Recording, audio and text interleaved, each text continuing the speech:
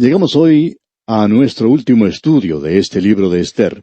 En nuestro programa anterior vimos que Dios, por medio de su providencia, había dominado la situación cuando un decreto del rey había sido publicado, en el cual se buscaba la exterminación de su pueblo. Él estaba controlando las vidas de una joven y su padre adoptivo por medio de su providencia. Ellos estaban fuera de su voluntad, pero Él estaba actuando porque Él siempre cumplirá su propósito. Dios se encuentra en las sombras, como hemos dicho en tantas ocasiones, cuidando a aquellos que le pertenecen. Así es que, cuando llegó el momento propicio, Dios tenía ya a Esther en el trono, de manera que ella pudiera actuar directamente en lo que estaba ocurriendo. Oímos hablar de que no hay ningún hombre que pueda llenar el vacío. Pues bien, aquí no había un hombre que se parara en la brecha, pero había una mujer, la reina Esther. Y podemos dar gracias a Dios por ella. Ahora, Esther no lucía muy bien al principio de esta historia, como pudimos apreciar al comienzo de la lectura de este libro. Y cuando decimos que no lucía bien, no queremos decir que era fea, porque sabemos que era una muchacha muy hermosa. Ella ganó el primer gran concurso mundial de belleza. Ella fue la Miss Universo, cuando aún no se realizaban concursos para elegir a la Miss Universo. Ella llegó a ser la reina de uno de los más grandes reinos mundiales, en realidad el segundo gran reino mundial. Así que esta joven está en esa posición en el momento propicio. Y Mardoqueo había tenido razón. Él dijo, ¿quién sabe si para esta hora has llegado al reino? Y así fue. ¿Por qué? Por la providencia de Dios.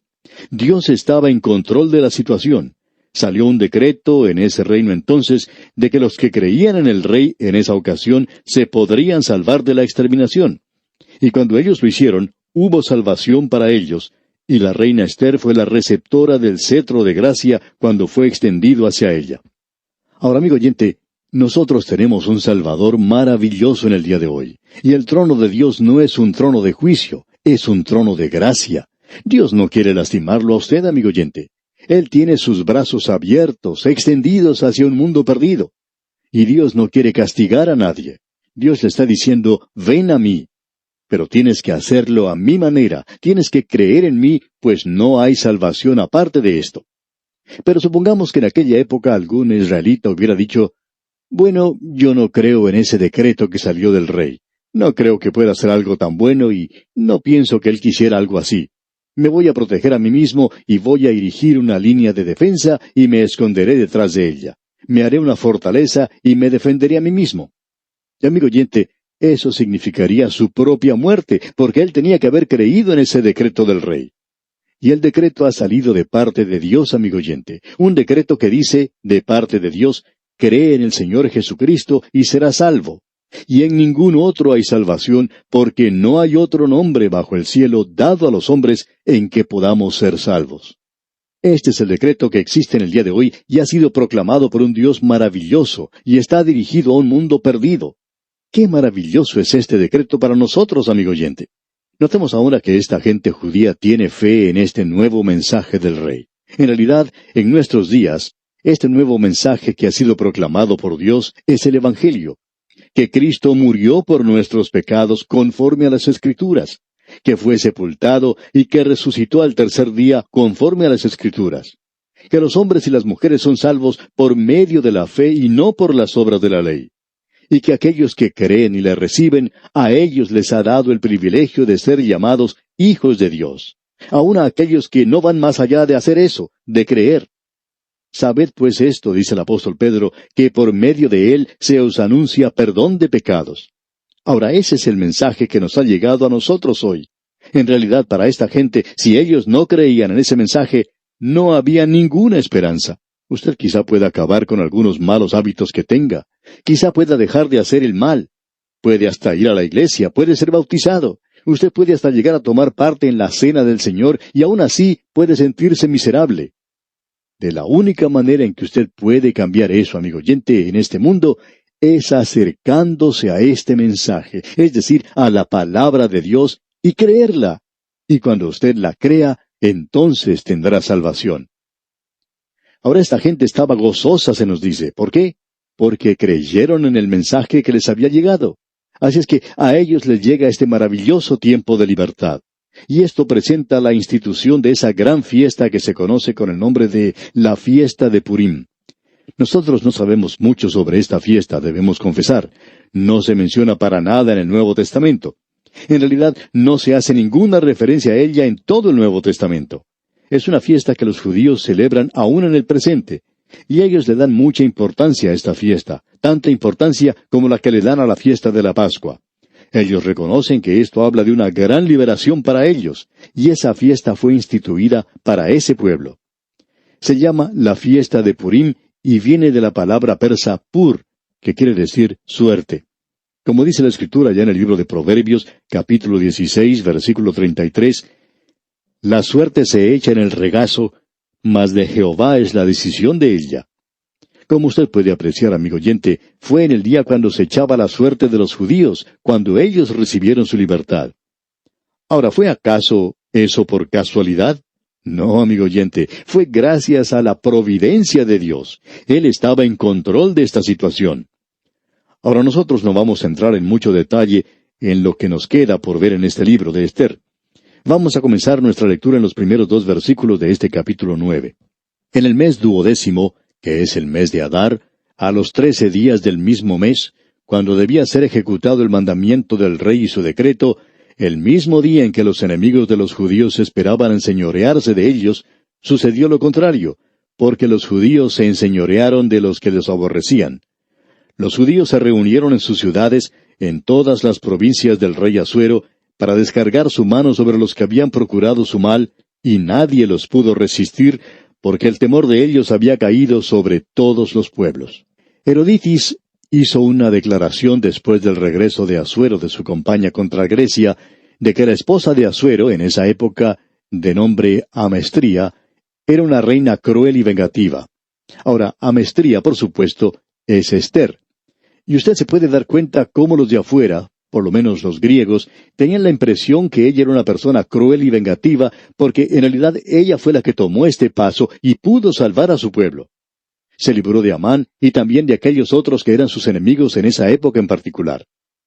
También podemos pensar lo que mucha gente sentía sobre el juicio con el cual se juzgó a los ayudantes de Hitler, y que muchos de ellos, como se sabe, fueron condenados a prisión y a campos de concentración de la misma manera que ellos habían condenado a los judíos. En esa época y aún en el día de hoy, hay muchas personas que piensan que eso quizá es un poco brutal y cruel, el de colocar a estos hombres en las prisiones y que ellos dicen deberían ser puestos en libertad y cosas por el estilo. Usted puede apreciar que el mundo puede engañar a aquellos que no conocen muy bien estas cosas y decir que eso era muy brutal y cruel, es decir, la forma en que estos hombres eran tratados. Pues bien, ellos eran culpables y merecían lo que recibieron. Probablemente recibieron lo justo por los crímenes cometidos. Se hizo justicia con ellos. Y eso también fue una realidad en el tiempo de Ester, pero usted puede darse cuenta cómo un rumor de esta naturaleza puede haberse divulgado. Ahora, en la primera parte del versículo 2 de este capítulo 9 de Ester leímos: los judíos se reunieron en sus ciudades, en todas las provincias del rey Asuero, para descargar su mano sobre los que habían procurado su mal. En otras palabras, ellos se defendieron de sus enemigos. Y continuando la lectura del versículo 2 y también el versículo 3 dice: y nadie los pudo resistir, porque el temor de ellos había caído sobre todos los pueblos. Y todos los príncipes de las provincias, los sátrapas, capitanes y oficiales del rey, apoyaban a los judíos, porque el temor de Mardoqueo había caído sobre ellos. En otras palabras, el trono que antes los había condenado, ahora los estaba protegiendo. Y el trono de Dios nos protege a nosotros, amigo oyente. Eso es lo que Pablo quiso decir allá en el capítulo 8 de su epístola a los Romanos cuando dijo: ¿quién acusará a los escogidos de Dios? Dios es el que justifica. Ahora, ¿cómo justifica a Dios? Pues bien, ¿quién es el que condenará? Primero, Cristo es el que murió. Segundo, el que también resucitó. Tercero, el que además está a la diestra de Dios. Y cuarto, el que también intercede por nosotros. Esa es la razón por la cual nadie puede condenar. Cristo murió por nosotros, Él resucitó, Él ascendió a la diestra de Dios, y Él está allí intercediendo por nosotros en este mismo día. Esto es maravilloso realmente. Ahora Mardoqueo estaba al lado del rey.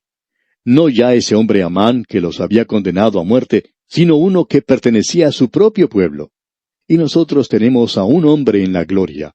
Él conoce perfectamente lo que usted siente. Él sabe cómo yo me siento. Y Él está allí intercediendo por usted y por mí.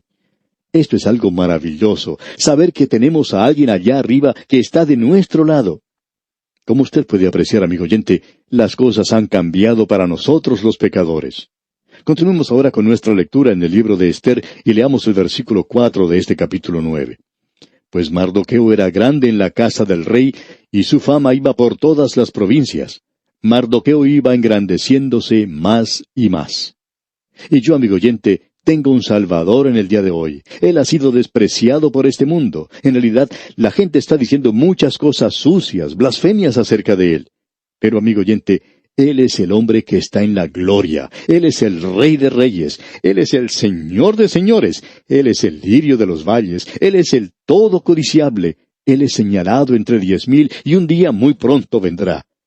Por tanto, nosotros debemos practicar el doblar nuestras rodillas ante Él y adorarle y alabarle. Eso es muy importante. Él debería ser más dulce cada día para nosotros. Amigo oyente, ¿es usted un creyente que se regocija este año más de lo que se regocijó el año pasado? ¿O más de lo que se regocijó hace 10 años? Yo le doy gracias a Dios que en la actualidad yo soy un creyente mucho más feliz de lo que era hace 10 años. Y esto es algo realmente maravilloso. Ahora, en los versículos siguientes, tenemos la narración de lo que los judíos hicieron en su defensa contra aquellos que se levantaron contra ellos. Y cómo ejecutaron a los hijos de Amán. Y luego en el versículo 20 de este capítulo 9 de Esther leemos, y escribió Mardoqueo estas cosas, y envió cartas a todos los judíos que estaban en todas las provincias del rey Asuero, cercanos y distantes. Hay algunos oyentes que han escrito preguntando, ¿quién fue el escritor de este libro de Esther? Pues bien, dijimos que al final del libro por lo menos teníamos una sugerencia de quién lo había hecho, y aquí la tenemos. Pensamos que fue Mardoqueo quien escribió este libro. Ahora, los versículos 21 al 23 dicen, ordenándoles que celebrasen el día 14 del mes de Adar, y el 15 del mismo, cada año, como días en que los judíos tuvieron paz de sus enemigos, y como el mes que de tristeza se les cambió en alegría, y de luto en día bueno, que los hiciesen días de banquete y de gozo, y para enviar porciones cada uno a su vecino, y dádivas a los pobres. Y los judíos aceptaron hacer, según habían comenzado, lo que les escribió Mardoqueo. O sea que Mardoqueo estaba dándole un carácter oficial, digamos, a la institución de esta fiesta de Purim. Y leemos luego en los versículos 26 y 27, por esto llamaron a estos días Purim, por el nombre Pur. Y debido a las palabras de esta carta, y por lo que ellos vieron sobre esto, y lo que llevó a su conocimiento, los judíos establecieron y tomaron sobre sí, sobre su descendencia y sobre todos los allegados a ellos, que no dejarían de celebrar estos 2 días, según está escrito tocante a ellos, conforme a su tiempo, cada año. Y ellos, digamos de paso, han celebrado esta fiesta de Purim. Y eso en estos días debe ser recordado y guardado a través de toda generación, toda familia, en toda provincia y en toda ciudad, como vemos aquí en los versículos 28 y 29. Y que estos días serían recordados y celebrados por todas las generaciones, familias, provincias y ciudades, que estos días de Purim no dejarían de ser guardados por los judíos y que su descendencia jamás dejaría de recordarlos. Y la reina Esther, hija de Abihail, y Mardoqueo el judío, suscribieron con plena autoridad esta segunda carta referente a Purim. Nuevamente preguntamos, ¿fue Mardoqueo quien escribió este libro? Bueno, pensamos que sí, que fue él quien lo hizo.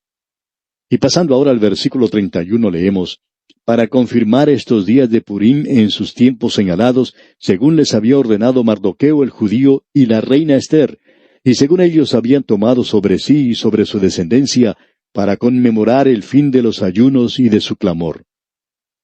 Y luego, siguiendo más adelante, leamos el último versículo de este libro de Esther, el versículo 3 del capítulo 10, que dice, porque Mardoqueo el judío fue el segundo después del rey Asuero, y grande entre los judíos, y estimado por la multitud de sus hermanos, porque procuró el bienestar de su pueblo, y habló paz para todo su linaje. Y amigo oyente, Nosotros tenemos un Salvador que traerá paz algún día a este mundo. Notemos ahora aquí otra cosa. Hay 3 oraciones que ellos oran en la época de la fiesta de Purim. Ellos le agradecen a Jehová que son contados dignos. La segunda oración es por la preservación de sus antepasados. Y la tercera oración es que ellos han vivido para disfrutar de otro festival. Nosotros como creyentes decimos en el día de hoy que en esto vemos la providencia de Dios. En la fiesta de la Pascua, eso tiene para nosotros un significado espiritual. Cristo es nuestra Pascua y Él fue ofrecido por nosotros. En Él tenemos la salvación de Dios para nosotros. En la fiesta de Purim tenemos el poder que nos guarda, el poder de Dios que nos protege, su providencia, la soberanía de Dios. El escritor del libro de Proverbios dice allá en el capítulo 16, versículo 33, «La suerte se echa en el regazo, mas de Jehová es la decisión de ella. Él guardará a su nación, Israel. Él guardará su iglesia, y Él guardará a los individuos que son suyos. Él es capaz de salvar al más pequeño de todos aquellos que han llegado a Dios por medio de Él». Y nuevamente llegamos a esto. El creyente del día de hoy solo conoce un cuidado distante, providencial. Ellos no saben andar hoy con Dios en una comunión cercana, obedeciendo la palabra de Dios. Él nos conoce, nos ama y nos cuida. Nada puede disminuir esta gran verdad. Él nos da lo mejor a aquellos que dejamos que sea Él quien elija. Él quiere guiarle, amigo oyente, por sus ojos. Usted tiene que estar muy cerca de Él. Y debemos acercarnos cada vez más en la actualidad. Pero la mayoría de nosotros solo conoce esa lejana providencia de Dios. Cómo Él guía a aquellos que están alejados, que no desean ser guiados por Él. ¿Cuántos creyentes están andando hoy en su propia voluntad? Las cosas les suceden de una manera agradable. Brilla el sol en el firmamento. Se han quitado las piedras del camino y ellos pueden resolver todos los problemas que se presentan por sí mismos. Así es que no miran siquiera dónde está Dios. Y podría decir, no miramos dónde está Él en una época como esta. Pero un día el viento comienza a soplar con violencia, se agitan las olas, el camino se vuelve oscuro y entonces de pronto le suplicamos a Él, Señor, sálvame, estoy pereciendo, muéstrame el camino. Y entonces, si superamos esa crisis, decimos, el Señor me guió. Amigo oyente, solamente por su providencia Él nos guió. Nosotros en la actualidad no estamos en la voluntad de Dios. ¿Cuántos de los creyentes a los cuales estamos hablando en este momento están en la voluntad de Dios? ¿Lo está usted, amigo oyente? Oímos tanto hablar en la actualidad sobre la dedicación de nuestra vida y de nuestro corazón. Y a veces nos cansamos de escuchar esto en el día de hoy. Venga a dedicar su vida a Dios. Amigo oyente, yo no le estoy pidiendo que haga eso. Usted lo podría hacer ahora mismo, ponerse de rodillas y dedicar su corazón y su vida. Y luego, mañana mismo, usted volverá a estar una vez más fuera de la voluntad de Dios. Y luego usted comienza a andar otra vez por la providencia de Dios. Amigo oyente, entienda esto. Él quiere dirigirle hoy. Él quiere guiarle directamente, quiere prevalecer sobre la voluntad suya. No nos interesa lo que usted esté haciendo o a dónde se esté dirigiendo. Tampoco interesa quién sea usted. Puede que sea una persona como Hitler, digamos, o aún como Judas Iscariote. Pero él prevaleció sobre lo que Judas Iscariote hizo. Y él puede guiarle a usted, amigo oyente, no interesa quién sea.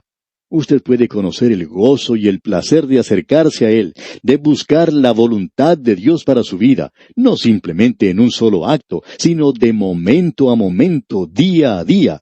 Usted no tiene que pasar al frente en alguna reunión de la iglesia para poder hacer esto. Lo puede hacer en este mismo momento, allí donde se encuentre, en la voluntad de Dios. Esto es maravilloso. Es algo que nos trae gozo. Él quiere guiarnos hoy, amigo oyente. Y así concluimos el estudio de este destacado libro de Ester. En nuestro próximo programa, Dios mediante, continuaremos recorriendo el Antiguo Testamento y entraremos a estudiar el libro de Job. Le invitamos a acompañarnos. Hasta entonces, amigo oyente, que el Señor, en su divina providencia, rodee su vida de incontables bendiciones.